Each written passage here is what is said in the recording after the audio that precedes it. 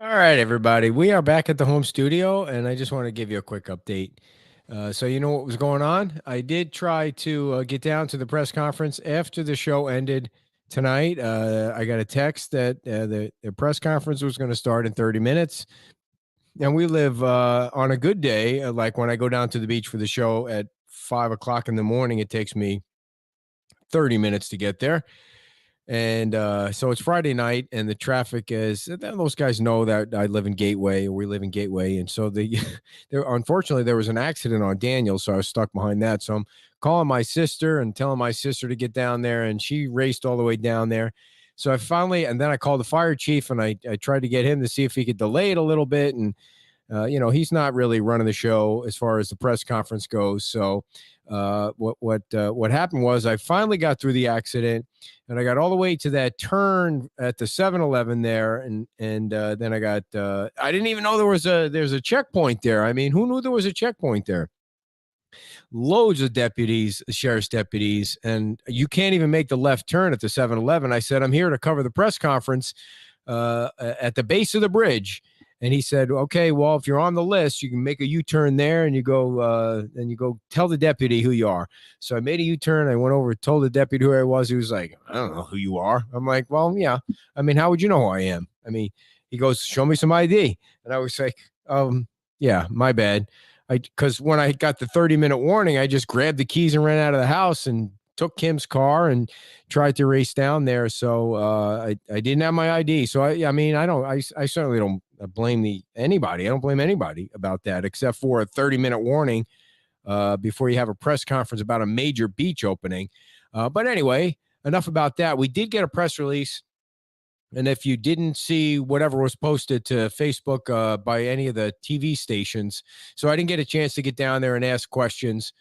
So I'm sure it was just whatever the mayor said, and I don't even know if the chief said anything. But the press conference says, the press release says, the town of Fort Myers Beach, in partnership with the Fort Myers Beach Fire District, has confirmed a phased access plan for residents following Hurricane Ian. It begins tomorrow. The access process will include only bus transportation to the town and will begin with addresses north of Times Square. Well, we talked about that, kind of got the tip off on that earlier when we did the show. And the chief says, I want to be very clear. There is not a single structure that is unaffected in the town. Every single structure is considered unsafe until they are inspected, and that inspection is verified. Anyone choosing to take advantage of this phased access is doing so at your own risk.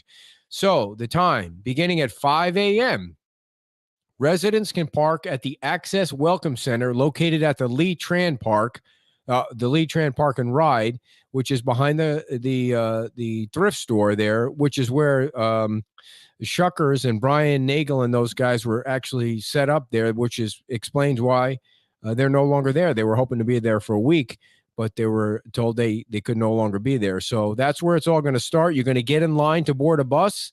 You get in line to board the bus, and the buses begin at 7 o'clock a.m. The buses will make multiple trips onto the town along Estero Boulevard, make stops every 500 feet. Buses will continue making inbound trips and outbound trips if desired until 1:30 p.m. Then the buses will only be taking outbound trips off of the town back to the Welcome Center until 5 p.m. Multiple trips from the town to the Welcome Center will be allowed. You will be allowed to go to your property. You will be allowed. Bus access will only be granted to one homeowner per address. So you can't take your spouse. And one additional person. So I guess you can take your spouse or your girlfriend or boyfriend, right? Home ownership will be confirmed through a check-in process at the Welcome Center to include verification with county property records available at LIPA.org. That should match identification. Also, really going to check your papers. They're going to check your papers. The documentation provided by the homeowner. Once confirmed, residents will be provided with unique identifier sheets color-coded for allowed days of access. Access will be phased southward in 2-day increments as debris management efforts and USAR operations allow. Residents should be prepared to only bring items that can be carried on their person, like a tote bag, a backpack, and items that can be contained in those objects. Am I talking too loud? Keep it down, she's telling me. Firearms and hazardous materials, including but not limited to generators, fuel, and batteries of any kind, are prohibited. Be prepared for a challenging infrastructure environment. There will be no power to energize equipment, and there'll be no running water for drinking, cleaning, bathing, or utilizing toilets. To be ready for these conditions, you should consider bringing bottled water or other hydration. Well, you can stop at Buttonwood, maybe. Say maybe they could do a little turn at the Buttonwood. There's plenty of water there. Please avoid contact with floodwater, rivers, or Gulf Bay waters to prevent exposure to unknown physical, chemical, biological, or bacterial pollution.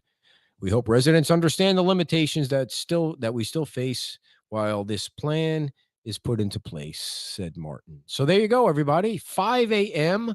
to the Northerners only are allowed on Fort Myers Beach. So what about renters? That's a good question, Candy. I don't know, but if I would have made it to the press conference, maybe I could have asked them about that.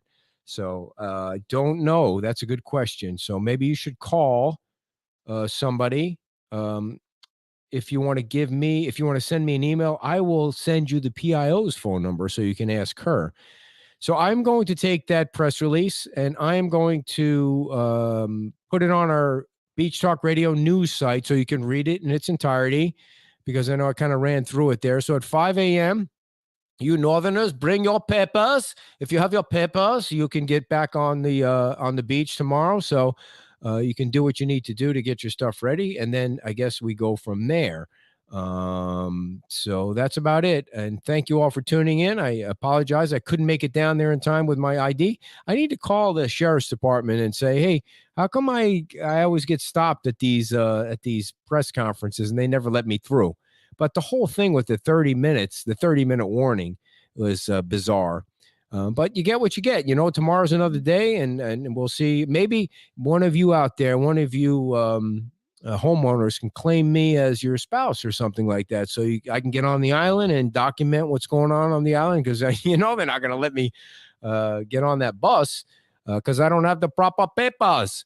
So you guys that live on the northern end of the beach, enjoy tomorrow. And maybe you can take some video for me and you can share it with me about how everything looks when you're over there if I'm not able to make it onto the island. So, well, it's been an entertaining Friday, I must say, with all the different videos and all the fun and excitement. So, I mean, it's like a reality show. You turn in, all of a sudden another video pops up, this one in the dark or driving down Daniels. And then here we are again for our fourth video of the night. So tomorrow's another day.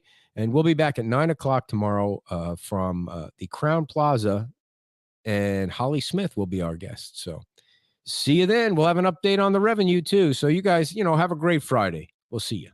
Bye-bye.